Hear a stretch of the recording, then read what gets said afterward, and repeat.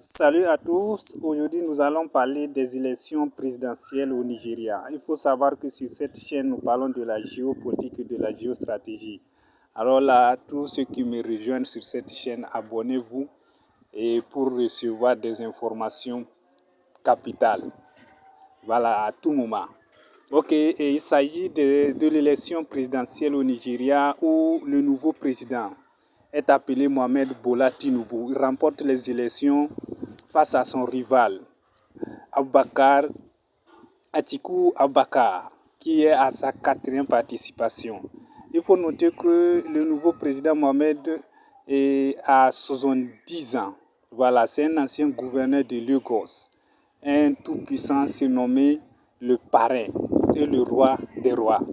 Alors, ce nouveau président de la première puissance africaine et du pays le plus peuplé de l'Afrique, alors là, dit qu'il est élu pour le peuple nigérien et à partir de son mandat, il fera du Nigeria la première puissance également africaine et il va permettra également au Nigeria de se positionner.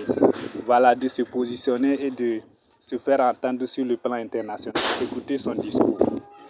Ces scènes de liesse ont duré jusqu'au bout de la nuit au siège du parti de Bola Tinubu.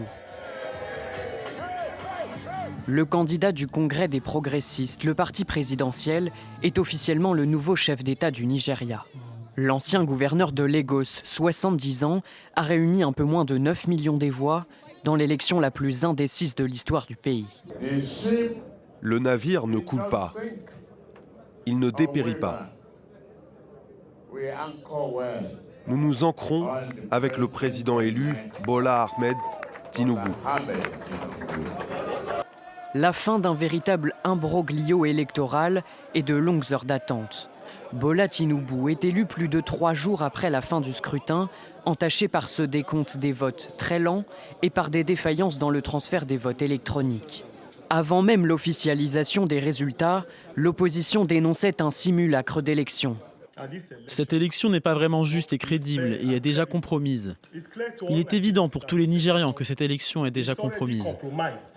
Des accusations rejetées par la commission électorale.